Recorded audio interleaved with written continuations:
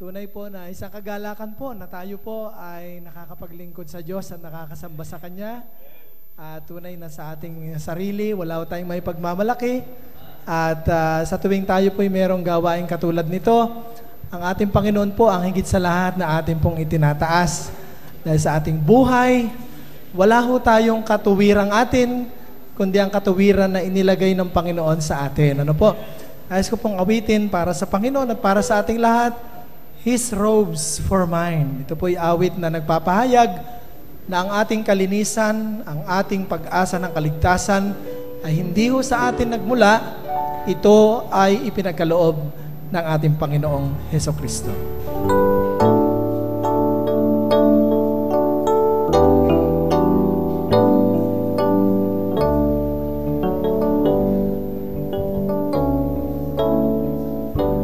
His robes for mine, a wonderful exchange. Clothed in my sin, Christ suffered need God's rage. Draped in His righteousness, I'm justified. In Christ I live, for in my place He died. I cling to Christ and marvel at the cost. Jesus forsaken, God estranged from God. Bought by such love, my life is not my own. My praise, my all, shall be for Christ alone. His robes for mine, what cause have I for dread? God's daunting law, Christ mastered in my stead. Faultless I stand with righteous works not mine, saved by my Lord's vicarious death and life. I cling to Christ and marvel at the cost. Jesus forsaken, God estranged from God. Bought by such love, my life is not my own. My praise, my all, shall be for Christ alone.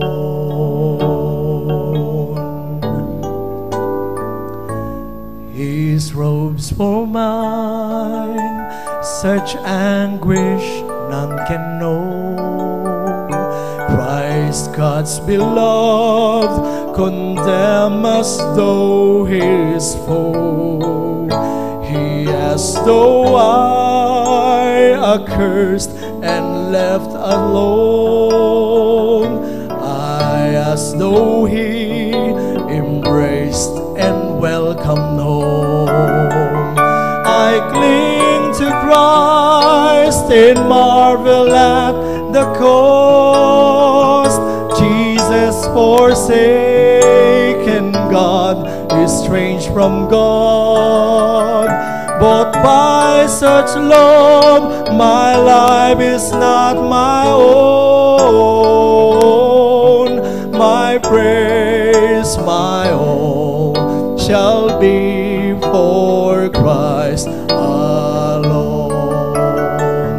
I cling to Christ and marvel at the cost. Jesus forsaken, God estranged from God. Bought by such love, my life is not my own. My praise, my all, shall be for Christ alone. my praise, my all shall be for Christ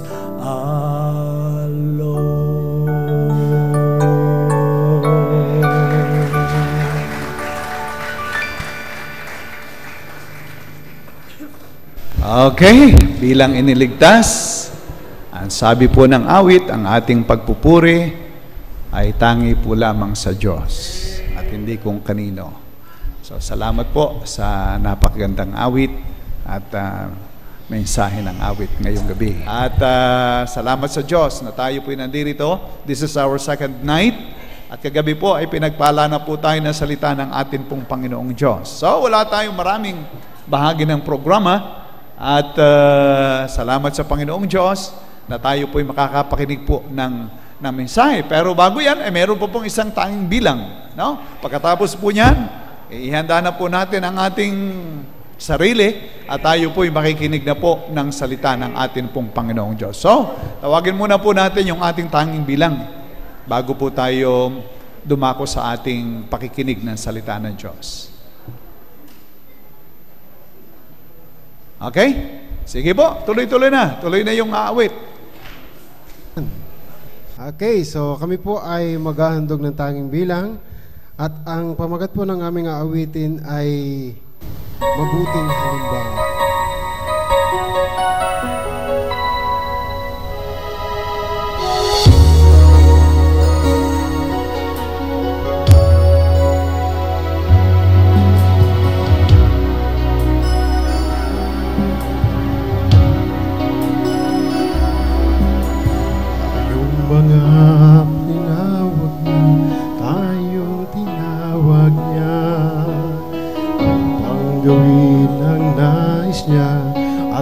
Looban niya, hana'y manatiling sa kanya'y matapat, mabuting halimbawa sa lahat. Huwag nating lilimutin, tayo'y ilaw ng mundo. Pag-ibig natin na taglay ay kay Jesucristo. Sana ay manatiling walang kapintasan, gintong sa ngalan niya'y kumikinang. Sa pagmamahal sa ating Diyos tayo'y maglingkod.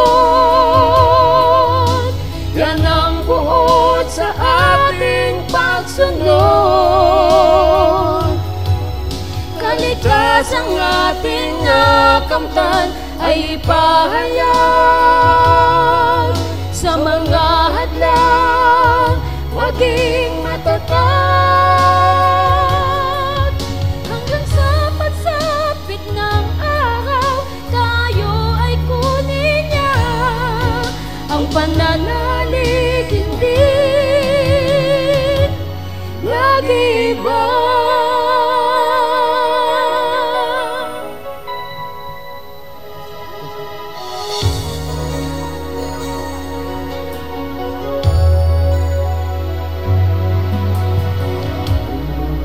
Makatibay sa tuksong dumarating, kayamanan, kalayawan sa harap man ihahain. Kay Jesus nagmumula ang ating kalakasan, salita niya ay ating pananggalang. Sa pagmamahal sa ating Diyos tayo'y maglingkod. Yan ang buod sa ating pagsunod. Kaligtasang ating nakamtan ay ipahayag. Sa mga hadlang maging matatag. Hanggang sa pagsapit ng araw tayo ay kunin niya.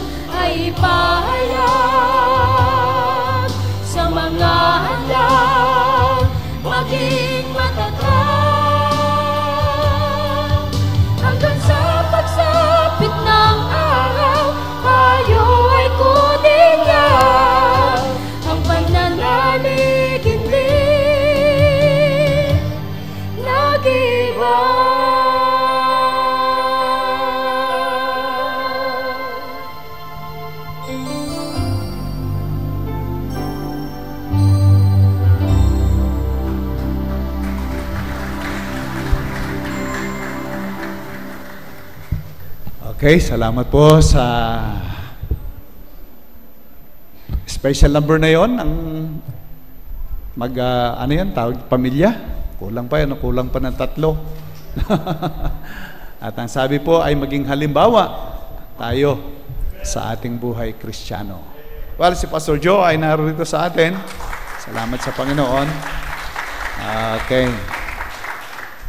At salamat sa Diyos na tayo po ay nagkasama-samang muli. At tayo ho'y makikinig na ng salita ng Diyos. Kagabi po ay tayo'y hinamon. Ang sabi po ay tayo'y tumayo, no? Rise up from falling.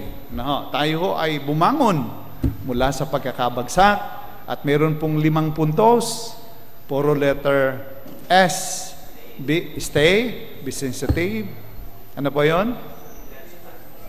Stay. So marami po 'yon. Nakalista sa aking listahan, hindi ko na sa ulo. But salamat sa Panginoong Diyos. At ngayon pong gabi, tayo po'y nandito at ang atin pong pinakamagandang magagawa ay yung tayo'y mag-asam, no? ng salita ng Diyos sa ating buhay na tayo po'y mahipo, maabot at sabihin natin, parang tayo pumupunta sa restaurant, na ako'y kakain, kinakailangan ako'y mabusog. Now, yun po yung dapat na maging attitude natin upang tayo mapagpala ng salita ng Diyos. Dahil kung tayo po'y pupunta sa church, sa gawain na busog na, hindi na tayo makakakain. Pero, ihanda po natin ang ating mga sarili. So, tatawagin na po natin ang ating tagapagsalita, si Pastor Fred De Vega, at pakinggan po natin ang kanyang mensahe ngayong gabi. Mga kapatid, ang pagbagsak po ay bahagi ng ating buhay. Kaya napakaganda po nung talata na ating pong pinagbulayan at pinag-aralan. The steps of a good man are ordered by the Lord, and He delighteth in His way. Though he fall, he shall not be utterly cast down, for the Lord upholdeth him with His hand. So ipinakita ko po sa inyo na ayon sa talata, good man, nire-represent ng mga nasa Panginoon, mga believers, pero ang sabi ng Bible, though he fall. Kaya ang pinaka-challenge natin di ba? Simpleng-simple po napakahalaga. Ang pinakatamang magagawa mo pag nabuwal ka, bumangon ka. Amen? Rise up when you fall. Kapag tayo po ay bumangon, pagka tayo po nabuwal, bangon po tayo. In fact, ang sabi ng Bible, yung just man nga falleth 7 times and then rise it up again. Ang mahalaga po, yung pong will na tayo po ay bumangon.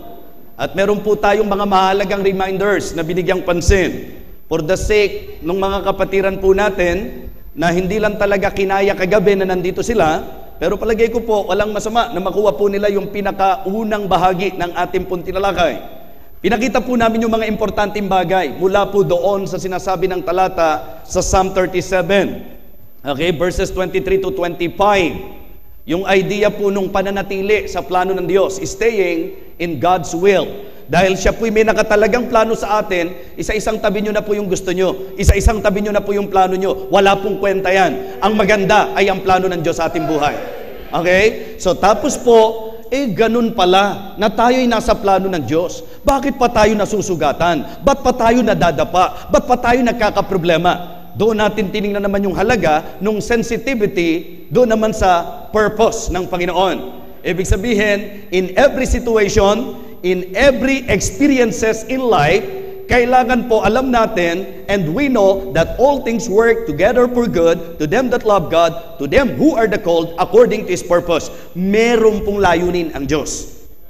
Maraming Kristiyano, alam nilang may layunin ang Diyos. Ang problema, ano yon? So, hindi po dapat matapos doon sa alam ko may purpose ka, Panginoon. Para ma-enjoy mo at para ikaw, talagang masasabi po nating makatagal, kinakailangan po dumating ka sa punto na maging sensitive ka. Alam ko ang layunin ng Diyos kung bakit niya pinabayaang mangyari sa akin ito. Okay? Tapos na-realize natin ang buhay natin nasa molding process. Ibig sabihin, bilang nasa kamay ng Diyos, para tayong, palayok, para tayong clay in the potter's hand. So kailangan po natin is to be subjection in God's processing. Payagan natin ang Diyos na mag-operate sa buhay natin. Huwag kang pipili ng gusto mo lang maranasan. Even the unpleasant and unfavorable situation in life, if your attitude is right, believe me, ito po ay pagpoproseso ng Diyos upang siya po'y makapag-accomplish ng isang masterpiece o ng isang magandang finished product. Kaya kapag ikaw ay dumaan sa proseso, wow, sabi nga ni Job, I shall come forth as gold. Okay? Binigyan pansin din po natin na dahil kamay ng Diyos ang pinag-uusapan, dapat secure ka din. Security in God's power. Dahil kamay ng Diyos yan, huwag kang magduda. Alam ng Diyos ang kanyang ginagawa. Amen? Huwag kang papalag sa makapangyarihang kamay. Mas alam ng Diyos kung ano ang dapat mangyari sa ating buhay. Wala pong imposible sa Diyos, walang mahirap sa Diyos. And then, in-emphasize po natin na ano ipapangamba mo kung nasa kamay ka ng Panginoon. There is also what we call surety of God's provision. Ibig sabihin, God can provide and will provide. Kaya importante po na makita natin na sa buhay natin, bagamat ikaw ay nasa kalooban ng Panginoon, may time na makararanas ka ng mga pagbuwal, pagkabagsak. By the way, gusto ko po linawin. Yung idea po nung fall na pinag-aralan natin is not just referring doon sa ikaw ay nagkasala.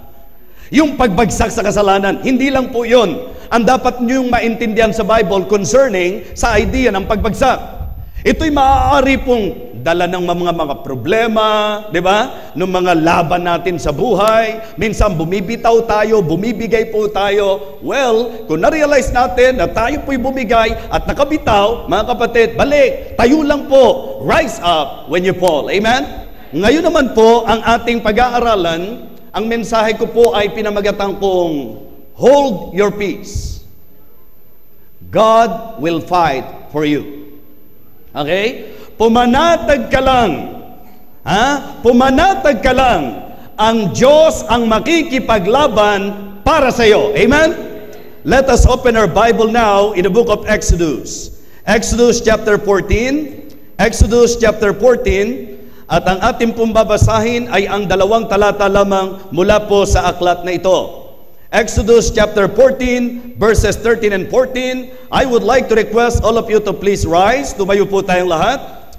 Okay? At ngayong gabing ito, ikasana po natin ang ating puso para sa ating ikalawang gabi ng revival meeting, para sa ikalawang mensahe ng Panginoon. At gusto ko pong maramdaman ng Diyos. Tayo po ba'y excited na pakinggan ang kanyang mensahe? All right. Exodus chapter 14, verses 13 and 14. Ganito po ang sabi ng Bible. And Moses said unto the people, fear ye not, stand still, and see the salvation of the Lord, which he will show to you today.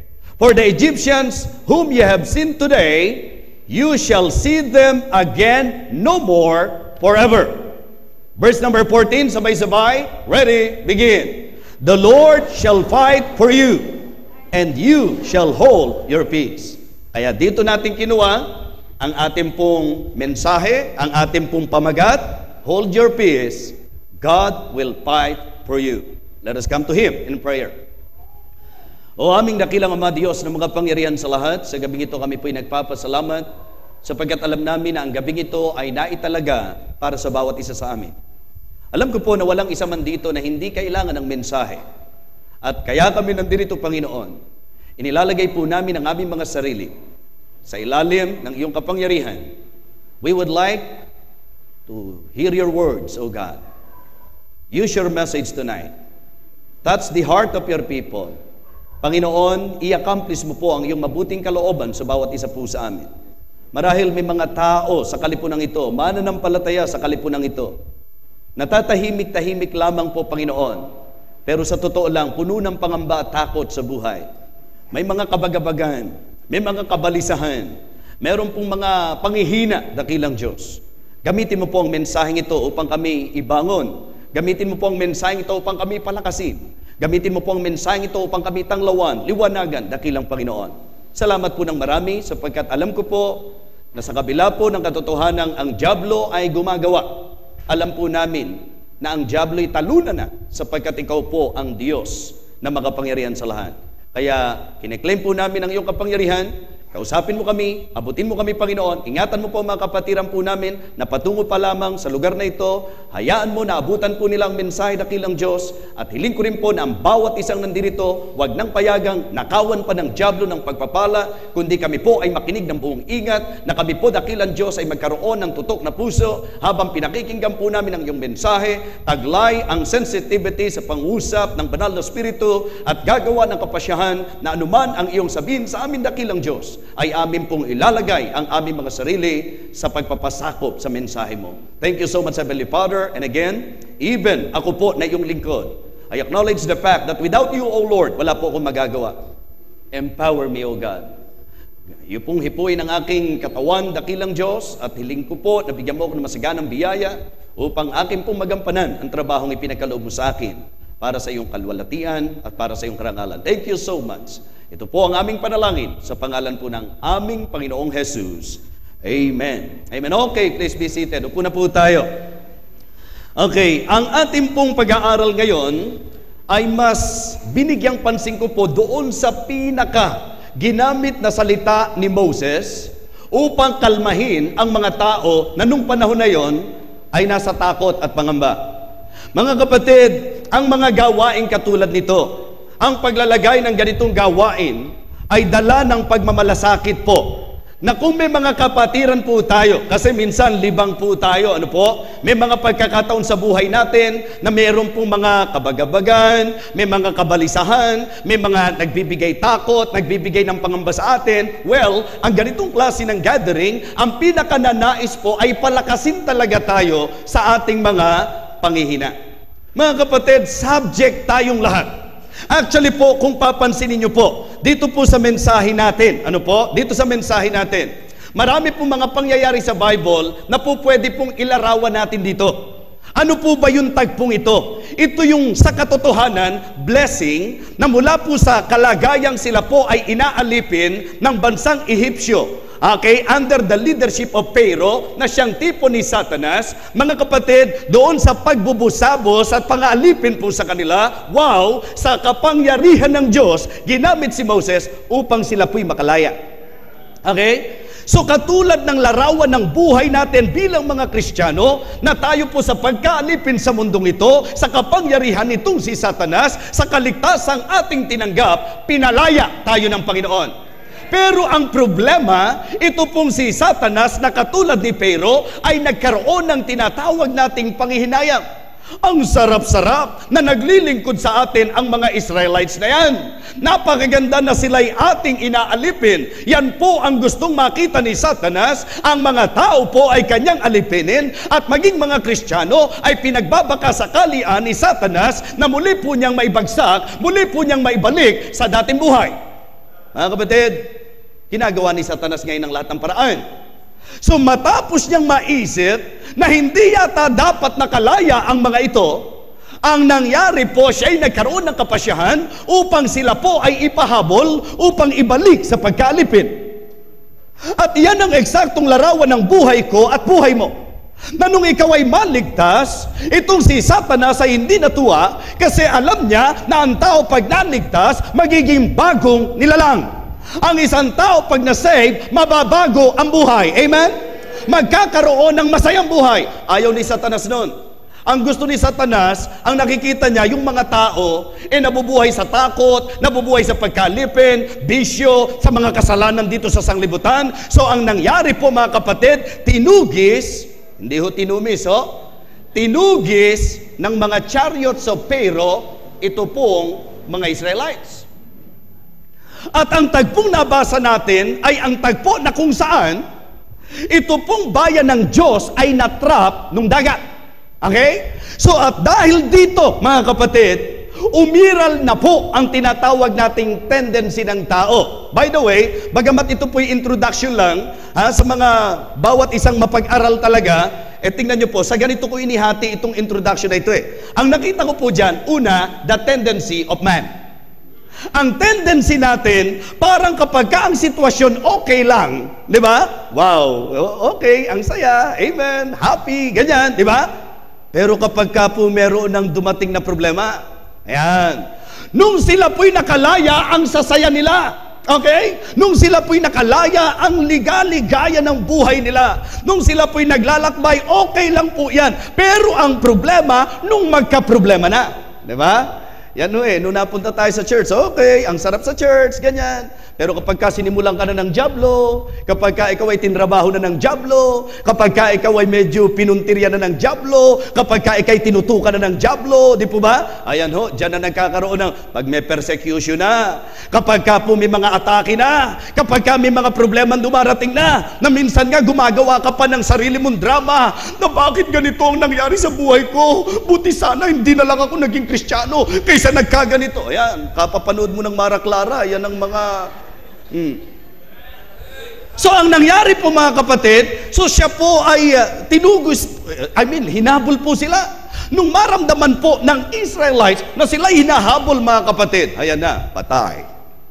Problema na ito. Yung kanilang tatakbuhan, dagat. Okay? So, problema na po yan. Sa madaling salita, bilang tao, ang tendency mo talaga, matakot. So nakita ko po sa storyang ito na nahandyan yung tendency ng bawat tao. Kaya ang sabi po niya, alright, verse 13, and Moses said unto the people, fear ye not, stand still and see the salvation of the Lord. Alam niyo kung saan galing yung statement na ni Moses? Doon po sa naging reaksyon ng mga tao, verse number 15 o verse number 10. And when Pharaoh drew nigh, and the children of Israel lifted up their eyes, and behold, the Egyptians marched after them, and they were sore afraid, and the children of Israel cried out unto the Lord. Ibig sabihin mga kapatid, ang ganda sana, nung sila po'y hinahabol na, nung dumating ang problema, natakot po sila, at dahil sa tindi ng takot nila, they cried out unto the Lord. Tama sana dahil sa Diyos ka naman talaga dapat tumawag, sa Diyos ka naman talaga dapat dumaing, di po ba? Pero ang problema, katulad ito ng mga, kung mag-pray ka, alam mo talagang alam yung ginagawa niya. Meron ba kayo narinig na kapag ka nag-pray, oh, makapangyarihang Diyos na may gawa ng langit at ng lupa, ikaw na Diyos na may-ari ng lahat ng mga kayamanan sa sanglibutan, ikaw na Diyos na walang limitasyon sa kapangyarihan, ikaw na Diyos na napakadakila, ikaw na Diyos na mahabagin, ikaw na Diyos na, Panginoon, wala akong pantuition yung anak ko, Panginoon. Ano kaya gagawin ko? Pagkatapos mag-pray na yan, paano na kaya ito? Nagtatawag ka pa sa Diyos at kung ano-ano pa ang mga sinabi mo tungkol sa Diyos. Tapos pagkatapos nun, punong-puno ka pa rin ng pag-aalala at pagkabalisa. Hindi prayer ang tawag doon. Ang totoong prayer, yung matapos kang dumaing sa Diyos, panatag ka na. Amen? Itong mga ito, they cried out unto the Lord. Sila'y na naghoyat na dumaing sa Panginoon. Heto po ngayon ang problema, verse 11. And they said unto Moses, because they were no graves in Egypt, hast thou taken us away to die in the wilderness? Wherefore hast thou dealt thus with us to carry us forth out of Egypt? Is not this the word that we did tell thee in Egypt, saying, let us alone, that we may serve the Egyptians? For it had been better for us to serve the Egyptians than we should die in the wilderness. Grabe po itong mga ito. Ang sabi po nila, buti pang busabusin kami doon. Buti pang alipinin kami doon. Parang isang Kristiyano na dahil hindi niya gusto yung nararanasan niya. Di ba alin akong maglublob sa kasalanan? Di ba alin akong alipinin ni Satanas? Di ba alin ang sama-sama ng buhay ko? Wag lang ganito mangyari sa akin. Mga kapatid, that kind of attitude. Di ba? And please, maging totoo tayo. Pagka ang lahat ng bagay ay tila okay lang, ala pa yan Ang sukatan, pag may problema na Ang sukatan pagka umaatake na si Satanas di ba? Diyan nalalabas ang tendency natin. Yung mga mananampalataya na kapag ka may problema si kapatid, kayang-kaya mo yan, ikaw naman, sayang lang na Christian ka kung yung mga ganyang bagay lang. Pero nun siya na ang dumating, ayoko nang umatin sa church, hindi ko asang darating sa akin ito. Diba? Pag ikaw na ang may problema Diba? Ganun ho ang attitude ng tao So nakita ko po dito yung tendency. Now, nung si Moses po ay kanilang lapitan, anong sabi ni Moses? Ang sabi ni Moses sa mga tao, okay, fear ye not, stand still and see the salvation of the Lord. Okay? For the Egyptian which you have seen today, ye have seen them, them again no more forever. Hindi nyo na sila makikita pa. Ang sabi niya, the Lord shall fight for you. You shall hold your peace. Eto na po yun. Yung tendency ng tao, ang isang nakita ko rito. At yung tendency na yan, ganun din po tayo. May mga pagkakataon sa buhay natin na talagang tayo po'y nadadala ng takot, ng pangamba at ng maraming bagay. Okay? So nakita natin the tendency of man, but I would like you to realize the truth of the matter. I would like you to see the truth of the matter.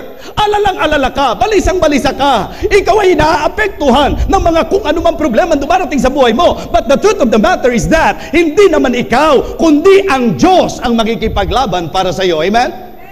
The truth of the matter, it is not us. Hindi ko kaya, hindi mo kaya. Ang anumang laban sa buhay na ito, hindi natin kaya. Pero ang katotohanan niyan, may Diyos na nakikipaglaban at makikipaglaban para sa atin. Amen?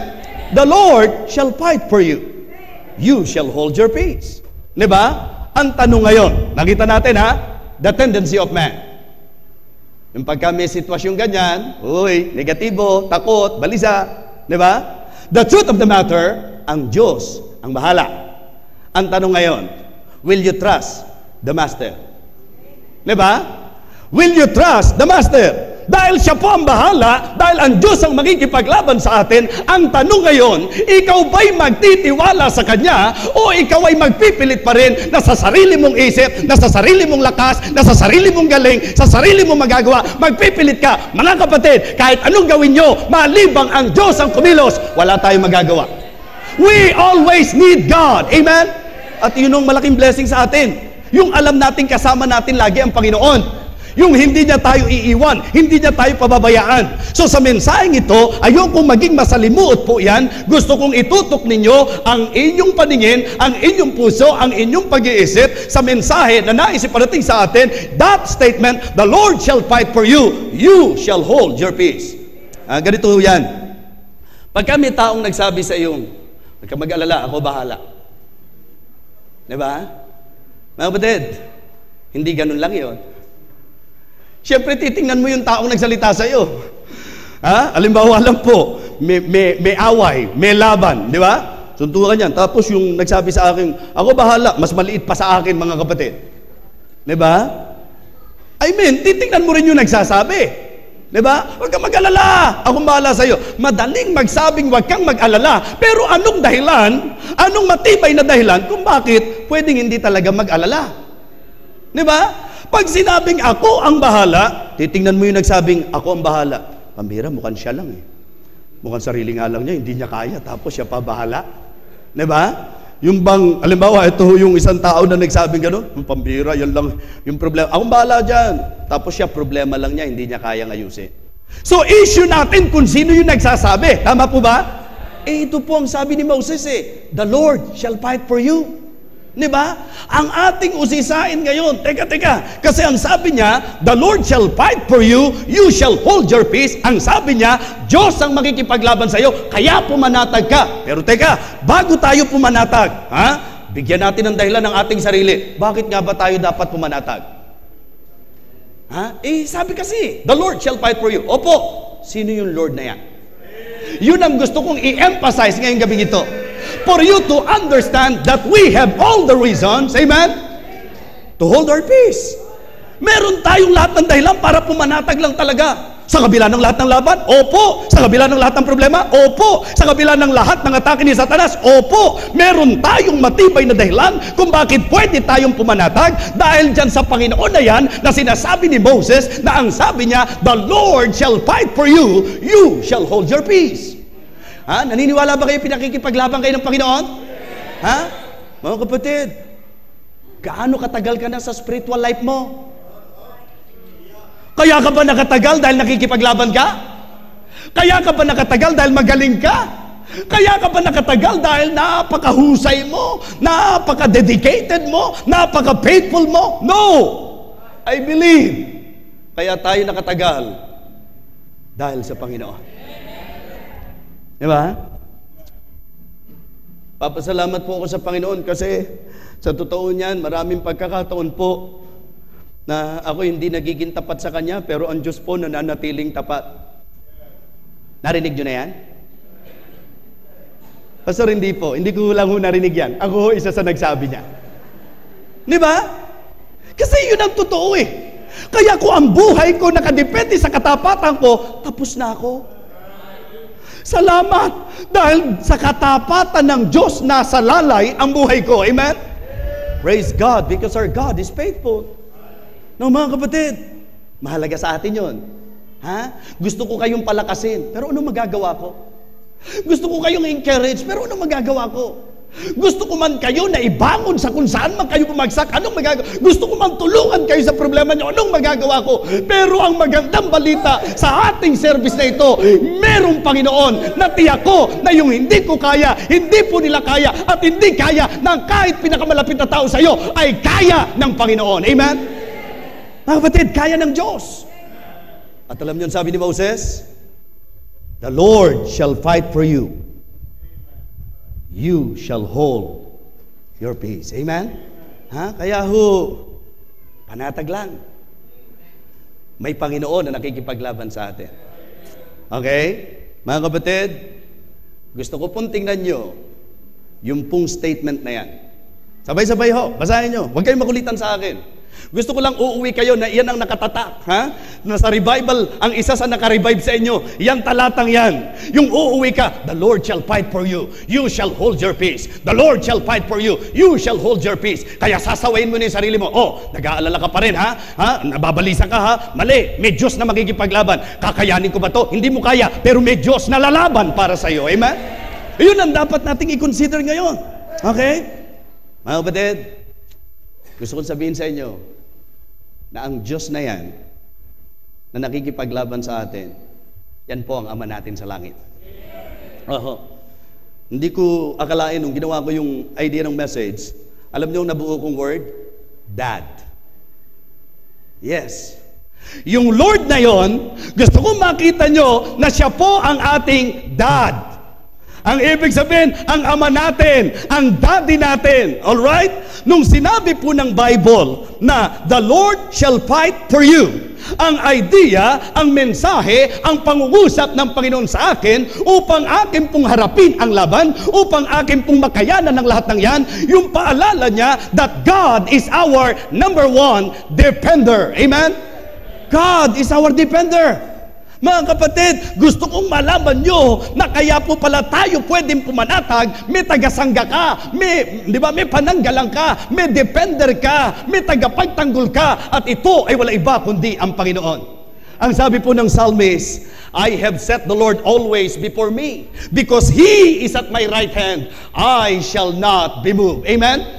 Yung right hand na yon, in expression po nung psalmist, yung right hand, that is actually an expression because right hand is the place of the defender. So the psalmist is saying that God is his defender, and because of that, he shall not be moved. Amen? Kaya pwede talaga siyang kumantang, Jesus is my Savior, I shall not be moved. Amen? Marami ho sa atin, gusto natin tayo Diba? May tagasangga tayo. May defender tayo. Diyos ang ating pong defender. Nung sabihin po niyang, the Lord shall fight for you. Ang kanyang pinangangahas, hindi siya. Maaring matalino ka, maaring mayaman ka, maaring sikat ka, maaring magaling ka, maaring matagal ka na. Pero kung laban kay Satanas, hindi ka po pwede. Tanging Diyos lang ang po pwede. Amen? Kaya ang kailangan mo depensa ng Diyos sa buhay mo. Kaya huwag kang aalis. Stay in God's plan. Amen? Huwag kang aalis doon sa plano, doon sa lugar ng Diyos sa iyo. Huwag kang lilihis, mga kapatid. Hanggat ikaw ay nasa kamay ng Diyos, hanggat ikaw ay nasa poder ng Diyos, secure ka. Kagabi nga, hindi ko lang nabigyang diin Doon sa staying in God's plan, hindi ba yung prodigal son, nung umalis sa poder ng tatay niya, doon naging miserable buhay niya? Ganun din tayo. Pagka lumihis ka, umalis ka sa poder ng Diyos, yun po ang pinakadelikado. Pero mga kapatid, hanggat ikaw ay hawak ng Panginoon o nasa teritoryo ng Panginoon o nasa kalooban ng Panginoon, pumanatag ka sapagkat siya ang manananggalang sa iyo. Amen? Mga kapatid, importante po yan. Diba? The Lord shall fight for you. Kailangan ko bang magpakalalim sa theology para makuha ko yung mensaheng gustong iparating? Sabi ko nga sa inyo, alam nyo ang Bible, theological book yan. Ang Bible po mga kapatid, doctrinal book yan. Pero kahit ang galing mo sa theology, ang galing mo sa doctrine, kung hindi nyo po marirealize that Bible is also a practical book, na hindi nyo makikita the practical application of the Bible in your life, useless. Sapagkat ang salita ng Diyos na hindi na i-practice, walang kwenta. Di ba? Ha? Kahit ang galing mo sa doctrine, kahit ang galing mo sa theology, di ba? Kung di mo alam yung isang practical na katotohanan na sa lahat ng problema mo, ang Diyos ang tagapagsangga mo. Amen? Ha? God is our defender. He is at my right hand. I shall not be moved. Kaya mga kapatid, isipin nyo pong mabuti yan. Yung pong pangkalma ng Panginoon upang pumanatag ang kanyang bayan ay ang salita na nanggaling sa bibig ni Moses, na ang sabi niya, okay, fear ye not, stand still. Sabi niya, huwag kayong matakot. Ha? Pumanatag lang kayo. Diba? Sapagkat ang Diyos ang magliligtas sa atin, and see the salvation of the Lord which He will shew to you today. For the Egyptians whom ye have seen today shall see them again no more forever. Ito po yung statement of faith, because itong si Moses bilang lingkod ng Diyos, alam niya yan. Amen? Kaya yung mga reklamo ng tao na yan, hindi niya inintindi. Sabi niya, pumanatag kayo, the Lord shall fight for you. Meaning, ang Diyos ang ating defender. Alam niyo ho, napakalaki ng bahaging po pwedeng gawin sa atin ng ating pong defender. Diba? Sa buhay ni Pablo, pinatunayan niya na ang Diyos ang kanyang defender. Diba? Sa dami ng laban sa buhay, yung idea pong the Lord shall fight for you, tingnan niyo sa mga man of God na nasa Bible. Naaalala niyo po ba? Kasi itong si Satanas, ayon sa pinag-aralan natin sa mga ilang mga messages na rin, hindi ba ang isa sa pinaka matinding ginagawa niya, manakot? Diba? Isa ho sa talagang makikita natin na obvious na atake nitong si Satanas is actually intimidation. Gustong-gusto niya makakita ng mga intimidated believers. Kaya ang sabi ng Bible, he is like a roaring lion. Diba? Yung idea pa lang pong roaring, mga kapatid Diba? Sabi ko nga, kahit natuta, kapag kakahul-kahul yan, kahit na aso, kakahul-kahul yan, hindi po pwedeng babaliwalain mo yan. Bakit? Baka bigla kang sunggaban yan. But in the Bible, mga kapatid, si Satan, hindi lang po siya inilarawan sa kung saan, kundi ang sabi, he is like a roaring lion. At pinag-isipan ko po, why roaring? Bakit siya umaatungal? Sapagkat gusto niyang makapanakot. Kaya pag pinag-aralan nyo ngayon in application sa mga pangyayari sa Bible, siya po ay, halimbawa, nung atakihin niya po yung bayan ng Diyos sa pamagitan ni Goliath, di ba? O pananakot din. Dahil ang laki-laki ni Goliath, di ba? Huwag nyo sabihin si Goliath, ang laking ganyan. Okay, sino lalaban sa akin? Di ba? Mga kapatid, I'm sure, sino sa inyo ang matapang? Humarap at lumaban upang nang sa ganon, kung sino ang magtagumpay sa atin, ay siyang magiging Panginoong bansa, at ang mga matatalo ay magiging aliping bansa. Ang lakas ng loob, kasi laki. Di ba? Meron tumayo ba? Paghawakin mo ako. Meron bang tumayong ganon? Ano yun? Away kanto? Hindi. Mga kapatid, at ang katibayan na nakakatakot talaga, kilala nyo ba si King Saul?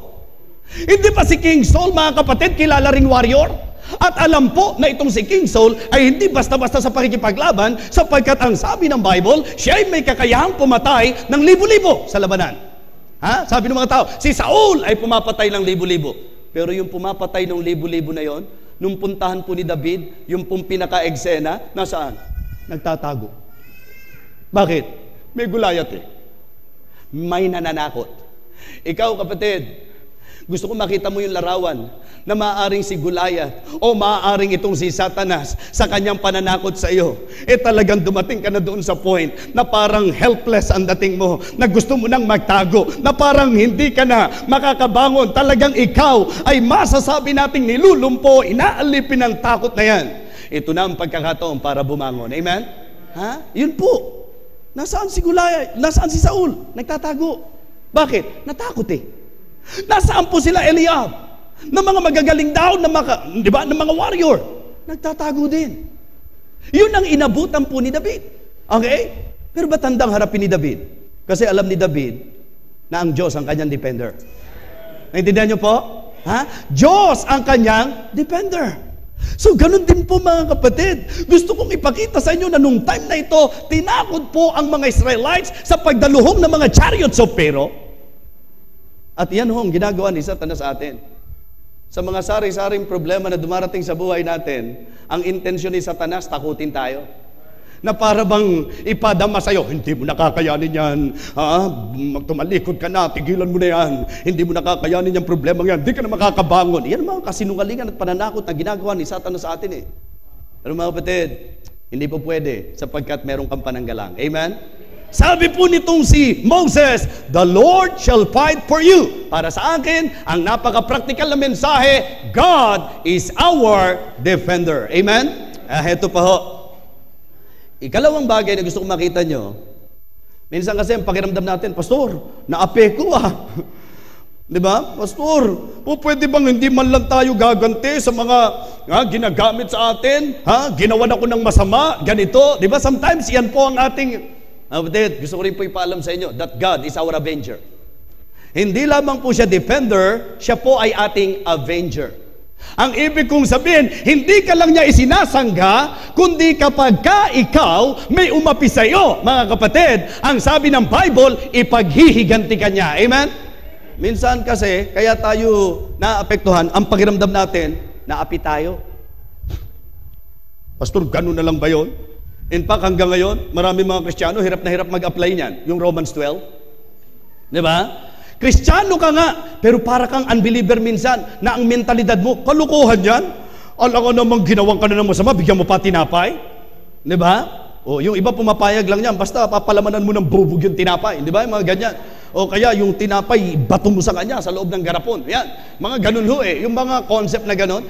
Kasi parang sa ating pong kaisipan bilang tao, paano yun? Yung tao na gumawa sa'yo ng masama, yung kaaway mo, ang sabi, pag nagutom, pakainin mo, pagka nauhaw, painumin mo. Mga kapatid, Kristiyano ka na minsan, pero ang takbo ng isip mo, nako, kalokohan yan. Di ba? Parang hindi naman makatotohanan yan. Mga kapatid, sa totoo lang, yun nga ang dahilan kung bakit ang Kristiyano, dapat ma-realize nyo na ang buhay ng Kristiyano, hindi lang talaga pagiging makatao. Ang maging Kristiyano ay higit sa maging makatao. Ang Kristiyano po ay nangangahulugan na ikaw ay maging makadiyos. At yung pong pagbibigay ng tinapay sa nakagawa ng masama sa iyo, hindi pang makatao yun, pang makadiyos na yun, mataas na level yun. And it is really hard to apply kapag ikaw ay nabuhay sa iyong sariling pananaw, at kaya nangyayari yan because of our tendency being man, na kung ako'y sinampal, apay sampalin ko rin siya. At yung iba nga, pagka gumanti, hindi lang po sampal eh. Diba? Sabi ko sa inyo, marami ho sa atin, nagawa ng isang hindi maganda, ang iginaganti, dalawang hindi maganda. Diba? Yan po ang ating likas. Pinagsalitaan ka ng hindi maganda. Diba? Ang tendency mo, sumagot, lumaban. Mga kapatid, paano ngayon yan? Kristiyano tayo. At ang sabi ng salita ng Diyos, recompense to no man evil for evil, for God had said, vengeance is mine, I will recompense, said the Lord. Amen? Mga kapatid, ang Diyos natin, hindi po siya unfair. Hindi po siya unjust. In fact, iyon nga ang dapat makalakas sa akin. Kaya hindi ko dapat problemahin yung paligid. Hindi ko dapat problemahin na, Pastor, ginawang ka ng ganito Pastor, pinagsalitaan ka ng ganito Palalagpasin mo lang ba yan? Ako ho, kahit hindi ko gustong palagpasin. Diba? Limbawa, may gumawa ng masama sa akin. Ang laki palagpasin ko na talaga. Diba? Dahil baka pag hindi ko pinalagpas mga kapatid baka hindi na rin po ako lumagpas nung araw na yon. Diba? Ang ibig kong sabihin, may mga pagkakataon po na kung saan talagang parang bilang tao nagingit-ngit ka. Yun ngayon ang dahilan kung bakit sana naiisip mo na hindi ka lang tao. Kristiyano ka pa. Amen? At dahil Kristiyano ka, mabuting halimbawa. Amen? Yun ang sabi ng kanta, yun ang ipakita natin. Mabuting halimbawa. At ano ang halimbawa ng isang Kristiyano? Hindi yung gantihan tayo. Minsan yan din ang nakagugulo sa church. Pagka mayroong tao na nakapagsalita ng hindi maganda, imbis na tingnan natin yung positibong side, ang gusto natin, mapagsalitaan din siya, hanggang sa nakakagulo tayo sa church.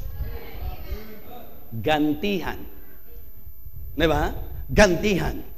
Yung bang, kung hindi mo kaya ngayon, kala mo pinalagpas mo, pero totoo naghihintay ka lang pala ng timing. Nasa isip-isip mo, bullet day, I will giant you. Di ba? Ibig sabihin, balang araw, hihigantihan kita, di ba? So, pero sa isip mo, ganun eh. Di ba? Yun ang mga kapatid, nung pong sila'y hinabol, ang sabi po ni Moses, pumanatag lang kayo. Ha? Bahala ang Diyos. Hindi ho papayagan ng Diyos, ha? May tatanong lang po ako sa inyo. Yung anak nyo, matigas ang ulo. Okay? Dinidisiplina mo, ang tigas ng ulo. Sa madaling salita, bilang magulang, concerned ka sa kanya eh. Matigas ang ulo niya eh. Pero nainis ka dahil ang tigas ng ulo ng anak mo. Eh nakita mo, basta na lang may dumaan dyan at, di ba? Sinuntok yung anak mo. Ayan, buti nga, matigas ulo mo anak eh. Di ba? I'm sure pag kami nakita kang nanakit dyan sa anak mo, tama? Ang tendency mo bilang tatay, ang tendency mo bilang nanay, bakit mo? Samantala ikaw, nung pinapalo mo yung anak mo, hindi ka talaga titigil, ha? Pinagpapapalo mo yan. Di ba? Talagang ayaw mong tumigil, ha? Ayaw ko na pa. Di ba? Palo ka ng palo. Pero nung nakita mong sinaktan ng iba, ano damdamin mo? Ibang usapan yan. Anak ko yan. Diba? Ako ang may karapatan dyan sa anak ko. Hindi nyo dapat. Mga kapatid, gusto ko makita nyo na ang katotohanan, anak kayo ng Diyos. At dahil anak kayo ng Diyos, may time na dinidisiplina niya tayo, pero hindi ho palalagpasin ng Diyos na basta-basta na lang. May mga, di ba? Manlalamang at mga api sa atin. Kaya ang sabi ng Diyos, huwag kayong gaganti. Ako ang gaganti. I will recompense. Di ba? Mga kapatid, ang sarap pagka ang nararamdaman nyo yung God's vindication. Diba? Yung ibibindicate ka talaga ng Panginoon doon sa mga, ang akala mo, api ka. Hindi, mga kapatid. Yung tao at tatay sa lupa, hindi niya papayagan basta api-apihin yung anak niya. Yung pakayang ama natin sa langit ang papayagan. Kaya itong si Satanas, umaabuso siya. Hindi po pwede. Alam ng Diyos ko hanggang saan lang siya. At meron siyang panahon para sa Diyos. Amen? Ngayon ho, ang sabi niya, kung ang kaaway mo, nagutom, pagluto mo raw. Ang sabi ho, sarapan mo pa. Meron ba nun sa talata? Wala ho, mga kapatid. Pinasasarap lang natin yung dating. Na kapag raw ang kaaway mo ay nagutom, pakainin mo, at kapag ka nauhaw, painumin mo. Ito po ay pagtuturo, mga kapatid, na ang kalooban niya, ipaubaya natin sa kanya ang kapasyahan sapagkat siya ang makatarungang Diyos. Amen? Sabi ko nga, iniisip ko noon yun. Ganun naman pala, gaganti naman siya. Bakit ayaw pa niyang payagan tayo? Di ba? Bakit? Tayo kasi pag gumanti, kundi kulang, sobra. Tama? Di ba? Pag hindi mo kaya yung gagantihan, di ba? Anong gagawin mo? Suntok, tapos takbo ka lang dyan eh. Bakit? Hindi mo kaya eh. Di ba? Yung iba naman, sobra-sobra. Di ba? Sinabihan ka lang ang sagwa ng mukha mo, ang dami mo nang ginante. Di ba? Ikaw din, masagwa rin mukha mo, pati nanay mo, pati tatay mo, lahat-lahat kayo, mas masasagwa mukha mo. Di ba? Ikaw lang eh. Ikaw lang ang sinabihan ng pangit nung gumanti ka, lahat pati ninuno, di ba? Palagay ko yung lolo mo kung mabubuhay ngayon yun, sagwa rin ang mukha nun eh. Sipin nyo, pati lolong nakabaon, dinadamay mo. Ganyan tayo minsan pagka gumanti eh. Di ba? Pag gumanti tayo, sobra-sobra, abot-abot eh. Mga kapatid, trust the Master. Amen? Pagtiwalaan natin na ang Diyos ang nakasangga sa atin at ang Diyos ang gaganti para sa atin. Ang tanong ko ngayon, bakit mo papapayagang manghina ka? May defender ka na pala, may avenger ka pa. Ito po lalo magpapalakas sa atin. May deliverer pa tayo, mga kapatid. God is our defender. God is our avenger. And God is our dad. D-A-D. Dad. Ang Diyos, di ba? God is our dad. Defender, avenger, and deliverer. Hindi ka lang niya ipagtatanggol, hindi ka lang niya ipaghihiganti, ililigtas ka niya. Kaya mga kapatid, mga Kristiyano, anumang dahilan kung bakit nanghihina tayo, anumang dahilan kung bakit natatakot tayo, kalimutan na natin yan, sapagkat may Diyos tayo na ililigtas tayo sa lahat ng mga bagay na yan. Amen? Anong kanta natin? He is able to deliver thee. Though by sin oppressed, go to Him for rest. Our God is able to deliver thee. Alam niyo po, nung sabihin ni Moses, "The Lord shall fight for you. You shall hold your peace." At alam nyo ang kasunod nito, verse number 15. "And the Lord said unto Moses, Wherefore criest thou unto me? Speak unto the children of Israel that they go forward." Mga kapatid, yung pagdi-deliver ng Diyos, kaya natin hindi di ba? Kaya natin hindi po nararanasan o nawi-witnessan kasi po nagpapapigil nga tayo. Di ba? Sabi ko sa inyo, yung dagat, kaya nyo nakitang, di ba, na-divide. Divide ito eh, di ba? Kaya po nahati yung dagat sa dalawa, mga kapatid. Kasi humakbang sila eh. Sumunod sa direksyon ng Diyos. Amen? Ha? Minsan kasi, kapag ang bigat-bigat ng problema natin, madali lang sa yung sabihin yan kasi hindi ikaw hindi naman yung nagsasabi sa iyo eh. Hindi ba? Hindi naman yung taong kausap mo eh. Salita ng Diyos naman yung nagsabi nun eh. Kaya sumunod ka sa salita ng Diyos na kahit may problema, opo, ang problema ng mga Kristiyano, kung kailan may problema at saka hindi umaattend. Di ba? Problemado, hindi umattend. Paano ka ngayon? Palala. Naintindihan niyo po? Lalala yan. Ang problema, kakamutin mo pa. Di lalalang lalo. Di ba? Nagka-problema ka. Hindi ka umattend. Ano ngayon ang magiging solusyon sa problema mo? Ang salita ng Diyos ang makatutulong sa iyo. Ang church, mga kapatid, ito ang ating sanctuaryo. Amen? Ito ang ating place of refuge. Ito yung lugar ng Panginoon para sa atin. Kaya dapat nga, the more na nabibigatan ka, the more na maalala mo na may church na po pwede kang puntahan. Amen? Naalala ko yung sa Psalm 73, yung pong psalmist, nung naliligalig po siya. Di ba? Tapos inggit na inggit siya. Alam nyo, naging takbo ng buhay niya, ba't ganito buhay natin? Samantalang yan, kasasama nila, pero tingnan mo, yayaman, ang lalaki ng bahay, di ba? Sabi niya, puti pa sila. Yan ang mga delikado ho eh. Ang pinakadelikadong tagpo at senaryo, alam nyo ko ano? Yung mga Kristiyano pa ang naiinggit sa hindi Kristiyano. Ang alam ko, ang dapat kainggitan mga Kristiyano eh. Di ba? Yung bang, ba't yung mga iyan oh? Ito kilala ko, wala namang pera to, pero tingnan mo, saya-saya dito. Di ba? Dapat sila naiinggit sa iyo dahil Kristiyano ka. Di ba? Tulad dito, mukha lang may pera to, pero wala rin talaga yan eh. Pero bakit ang saya niya, nadaig pa niya ako, samantalang ako, ang dami-dami kong pera. Kapatid, sana sila naiinggit sa atin. Minsan yung mga young people, inggit na inggit sa mga unbeliever. Puti pa sila, wala sa church ngayon, no?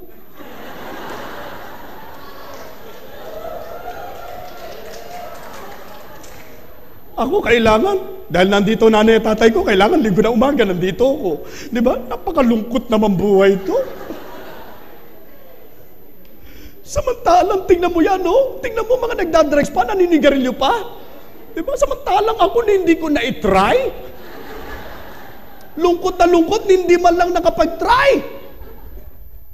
Kaya yung iba ho, kaya nagbabackslide. Di ba? Ginustong subukin eh. Sana nga lang mo, pag sinubok mo, makaahong ka pa pag lumusong ka eh.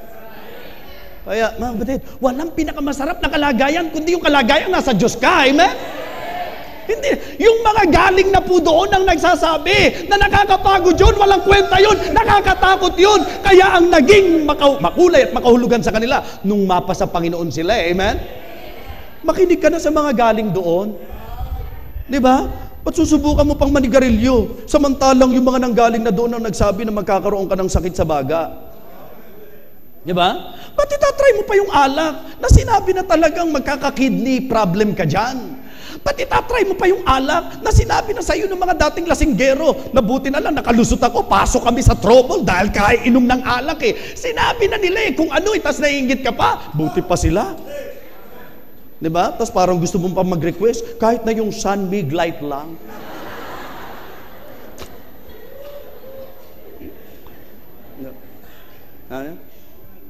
Tayo, sige na, hindi ko na-try, kahit isang sip-sip lang.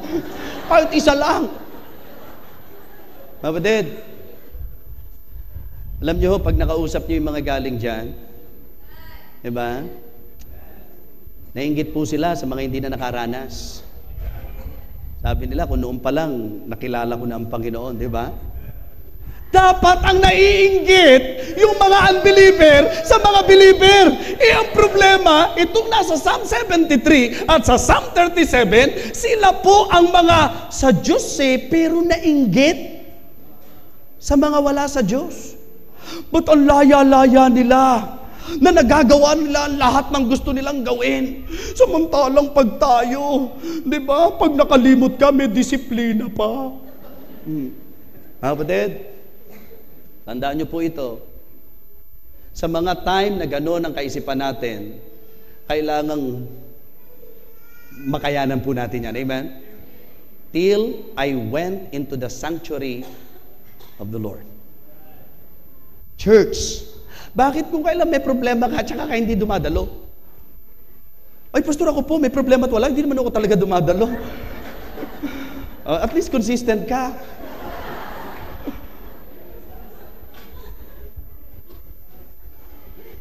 Kapatid, hindi ipinangako ng Diyos na kapag ka nasa Kanya ka, laging patag ang dadaanan mo. Hindi rin niya ipinangako, laging, di ba, malinaw. Basta ang pinangako niya, hindi kita iiwan, hindi kita pababayaan. Amen? Kaya baku-baku man yan, basta kasama mo ang Diyos, mabaldog ka man, basta kasama mo siya. Dohipol. Amen? Eto ho, magkasama kayo ng Diyos. Di ba? Naglalakad kayo, magkasama kayo ng Diyos. Nabaldog kang bigla. At least may Diyos na magtatayo sa'yo. Lumayo ka sa Diyos. Nabaldog ka. Ano ka na? Hindi naman pwedeng sabihin buti nga. Di ba? Dahil di nga maganda yung mga baldog So kung mapariwara ka na lalabas ka sa kalooban ng Diyos, yun ang nakakatakot Pero kahit anong maranasan mo, kahit gaano kabigat ang laban na harapin mo, pag ang Diyos ang kasama mo, mga kapatid, God is able to deliver you. Amen? Mga kapatid, kaya kanyang i-rescue. Kaya kanyang iligtas sa lahat ng mga pupwedeng maranasan mo sa buhay na ito. Sabi ni Apostol Pablo, persecutions. What persecutions I endured, but out of them all, the Lord delivered me. Amen? Ang sabi po niya doon sa sulat niya kay Pablo, kay Timothy, ang sabi ni Pablo, di ba? At my first answer, yung 2 Timothy chapter 4, di ba? Yung idea niya na pinabayaan na kami ni Demas, for Demas had forsaken me in the present world. Pagdating sa 14, Alexander the coppersmith did me much evil. Di ba? Tapos ang sabi niya, at my first answer, no man stood with me, but all men forsook me. I pray God that it might not be laid to their charge. Pero nung sabi niya, notwithstanding, the Lord stood with me and strengthened me, that by me the preaching might be fully known, and that all the Gentiles might hear. Alam niyo ang susunod? And I was delivered from the mouth, out of the mouth of the lion. Amen? And the Lord shall deliver me from every evil work. Alam niyo ho, ikaw kasi nakikipaglabang mag-isa Hayaan mong ipakipaglaban ka ng Diyos. Amen? God is our defender. He is our avenger. And He is also our deliverer. Mga kapatid, walang problema na hindi kayang lapatan ng Diyos ng solusyon. Pastor, hindi mo lang alam, ang problema ko walang solusyon. Hindi problema yan. Dahil pag may problema, di ba, ang kapartner ng problema, ano po? Solusyon. Kaya hindi po pwedeng problema walang solusyon. Hindi mo lang alam ang solusyon. Kaya nga, kailangan mo ang Diyos. Sapagkat ang Diyos ang solusyon sa lahat ng ating problema. Amen? Pastor, hindi ko alam ang gagawin ko. Diyos ang solusyon. Hindi mo alam ang gagawin mo. Ano kailangan mo? Wisdom. Ano sabi niya? If any of you lack wisdom, let him ask of God, that giveth to all men liberally, and upbraideth not, and it shall be given him. Amen?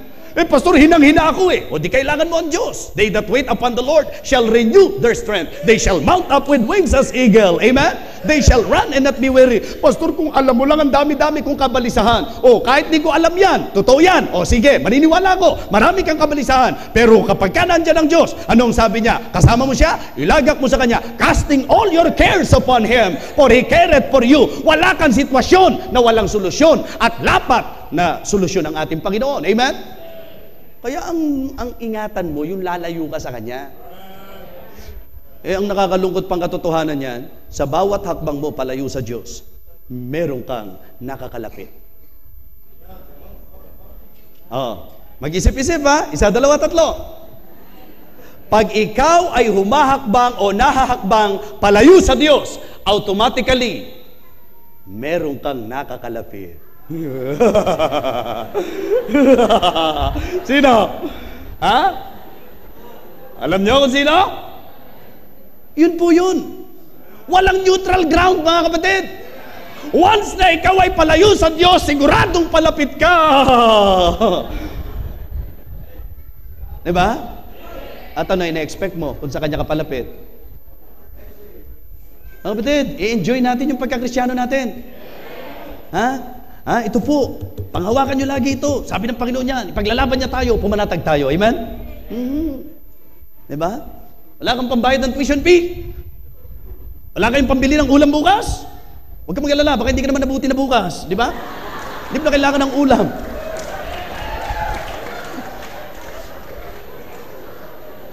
Yung iba naman problema no? Paano yan? Wala tayong pagkain bukas. Ba? Nagulat siya, may nagbigay. Ang problema, siya pala, hindi naaabot bukas. Huwag mong masyadong mapag-alala, mga kapatid. Kahit ito dumating ang bukas at hindi dumating yung pagkain, magpasalamat ka. Inaabot ka pa ng bukas kahit walang pagkain. Amen? Kaysa naman nandyan yung pagkain, ikaw hindi na umabot. Mga kapatid, sana po panghawakan natin lagi siya. Di ba? Tanong, malungkot ba tayo? Siya magpapasaya sa atin. Di ba? Kipit ba tayo? Siya po ang magpo-provide para sa atin. Nangihina ka, siya po magpapalakas sa atin. Marami kang mga alalahanin, siya lang po ang pwedeng magbigay kapanatagan sa atin. Be careful for nothing, but in everything, by prayer and supplication, with thanksgiving, let your requests be made known unto God. And the peace of God, which passeth all understanding, shall keep your hearts and minds through Christ Jesus. Amen? Mga kapatid, hold your peace. God will fight for you. Nakita natin in this story, the tendency of man. Mag-alala, matakot. Diba? Pangalawa, but the truth of the matter is that siya po ang nakikipaglaban para sa atin. Kaya ang pinaka-challenge, can we trust our Master? Mapagtitiwalaan ba natin siya? Pwede ba natin siyang sandalan? Di po ba? Bakit? Siya yung Panginoon natin ano ngayon? Anong klase ba siya? Defender, avenger, and deliverer. Mga kapatid, ang panalangin ko po, ano man ang kalagayan nyo ngayon, na hindi ko alam, pero alam niya, sana po'y kinatagpo ng Diyos ngayong gabing ito. Isa-isang tabi nyo po ang lahat ng ikatatakot at ikahihina. Panghawakan natin ang Diyos na nagsabing, ako ang makikipaglaban para sa inyo. Yumuko tayong lahat at pumikit.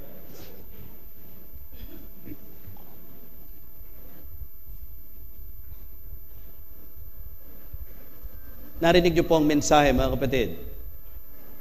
Sa mensaheng atin po napakinggan ngayong gabing ito, maganda po na magkaroon tayo ng pagbubulay. Magkaroon po tayo ng pagsisiyasat at pagsusuri ng ating mga sarili. Napakasarap na pahayag mula sa isang lingkod ng Panginoon na sinabi sa mga tao na kung saan ang Diyos ang kanilang Panginoon. Nandiyan ang pananakot at atake ni Satanas. Nandiyan ang maraming problema at kabalisahan. Nandiyan ang lahat ng mga posibleng puwersa ng kaaway upang tayo po'y papanghinain at ibuwal. Pero napakatamis na pahayag. The Lord shall fight for you. You shall hold your peace. Yun ang tendency natin bilang tao, mabalisa. Pero ang katotohanan niyan, Diyos naman po ang nakikipaglaban para sa atin. Mga kapatid, pagtiwalaan po natin siya. Sige po, samantalang nakayuko at nakapikit ang bawat isa. Ika'y naparito na mayroon pong panghihina. Ika'y naparito na may mga agam-agam at kabalisahan. Ika'y naparito na may mga atake ni Satanas sa iyong buhay. Ngayong gabing ito, ikaw ay kinausap ng Panginoon. Napakagandang tugunin mo ang kanyang pangungusap.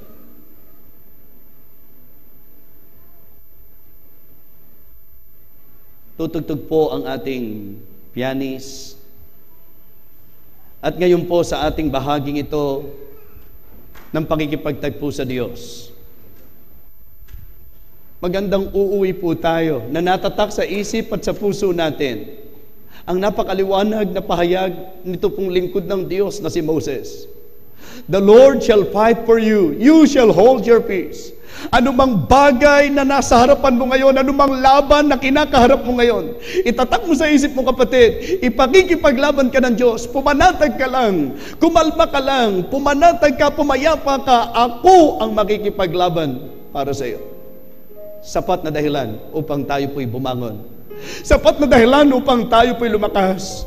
Sapat na dahilan upang tayo po'y magpatuloy na mayroon pong sigla at saya, sapagkat walang pinakamasarap na buhay kundi ang buhay na ikaw ay nasa Panginoon, nasa pangangalaga ng Panginoon. Yung alam mo sa buhay mo na ayon sa Kanyang salita na Siyang ating Ama, na Siyang ating Diyos. He is our defender, He is our avenger, and He is our deliverer. Walang sitwasyon at kalagayan na hindi Kanya kayang iligtas. Anuman ang bigat at mga kinakaharap mong laban, panghawakan mo na ang Diyos ang katuwang, ang Diyos ang kakampi mo, at ang Diyos ang kaligtasan mo. Nakayuko at nakapikit ang bawat isa sa atin. Itinakda ng Diyos ang gabing ito para sa revival meeting. Kung ang mensaheng ito'y naging dahilan, kung ang mensaheng ito'y naging sagot ng Diyos upang palakasin ka sa iyong kalagayan, na marahil hindi alam ng iba, pero ikaw ay may atake ni Satanas sa iyong buhay, na alam mo na ikaw ay merong pong mga bagay o puwersa ng kaaway na talagang nagpapabagsak sa iyo, angkinin mo ang lakas ng Diyos ngayong gabi ito. Why don't you stand up silently, come to the altar, pray to God? Sige po, give time for yourself.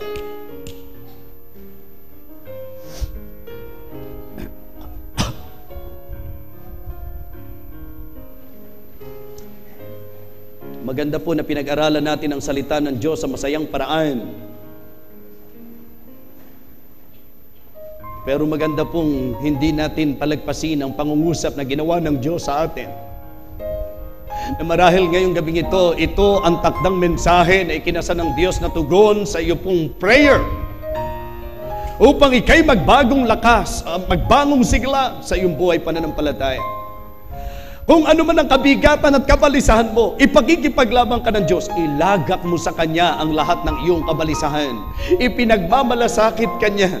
Walang problema na hindi kayang lutasin ng Diyos. Walang pangangailangang hindi kayang tugunin ng Panginoon. Walang panghihina na hindi kayang palakasin. Walang sugat na hindi kayang pagalingin ng Panginoon. Ngayong sandaling ito, God is the only solution. God is the only solution. If you really want revival, kahit sa iyong kinaupuan, makipag-usap ka sa Diyos at bigyang pansin mo ang mensahe niya na nagsabi sa iyo sa pamagitan ni Moses, the Lord shall fight for you, you shall hold your peace. Tawagin ko po ang ating butihing pastor.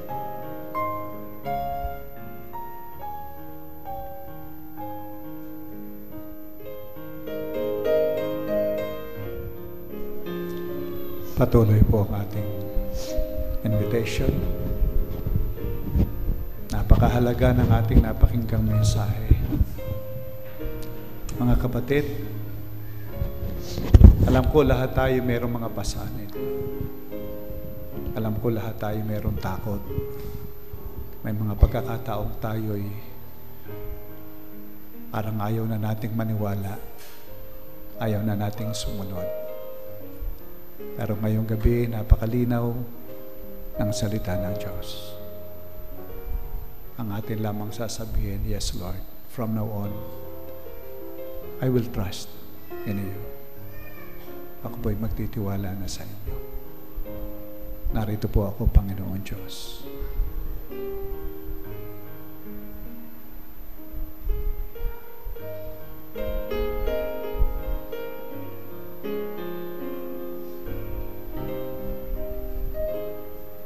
Sige po, kausapin po natin ang Diyos.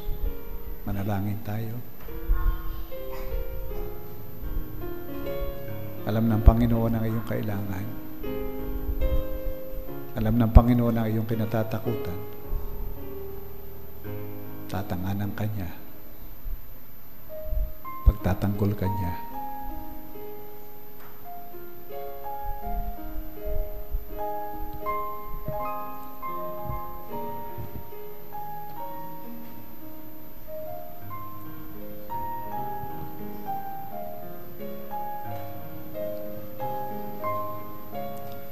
Sa inyo po, aming dakilang Panginoong Diyos, ngayon pong gabing ito, salamat po ng maraming sa inyong banal na salita. Tunay po, Panginoon, na napakadakila ng inyong salita sa aming buhay. Napakadakila ng inyong kalooban sa aming buhay. Aming Panginoon, sa maraming pagkakataon, dumating po sa amin ang mga panghihina. Dumating sa amin ang mga takot. Dumating sa amin ang isipan na kami po ay tatalikod na, uurong na. But Lord, ngayong gabi, inyo pong binigyan kami ng kaliwanagan kung sino ka, kung ano ang maaari po naming iasa sa inyo. Salamat po, aming dakilang Panginoon. Panginoon, tunay po na kinatagpo mo ang aming mga puso. Hinipo mo ang aming mga puso, Panginoon, sa mensaheng ito. At aming Panginoon, salamat po sa inyo. Tulungan mo po, Ama, kami. Kami nga po'y taong mahina. Ngunit salamat po, meron kaming Diyos na nakikipaglaban na sa amin. Tulungan mo nga po, Panginoon, kami na sana sa kaibuturan ng aming mga puso ay amin pong mapanghawakan, aming yakapin, aming pagtiwalaan ang mga katotohanan ng inyong salita. Naririto po ang bawat isang nakinig ng inyong mensahe. At ako po, Panginoon, naniniwala na ang bawat isa ay inabot mo ng inyong banal na salita. Lord, pinagtitiwala po namin sa inyong aming sarili. At kami po'y humihingi, Panginoon, nanawa nga po, Panginoon, ay palagi po namin ipagkatiwala sa inyo, asahan ka, anumang sitwasyon ng aming buhay. Alam po namin, Panginoon, na kami ay pagsasanggalang mo. Aming Panginoon, salamat po. At ngayon pong gabing ito, amin nga pong inilalapit sa inyong aming mga sarili. At amin nga pong ipinagtitiwala. Umaasa, Panginoon, kami na kayo nga po ang patuloy na tutulong sa amin. Aalis kami sa lugar na ito na punong-puno ng katotohanan mo, ng kalakasan mo. Salamat po, O Diyos. Ito po yamin dalangin may pag-asa sa dakilang pangalan ng inyong anak, ang Panginoong Jesus. Amen at amen. Salamat po at purihin po ang Panginoon sa napakagandang mensahe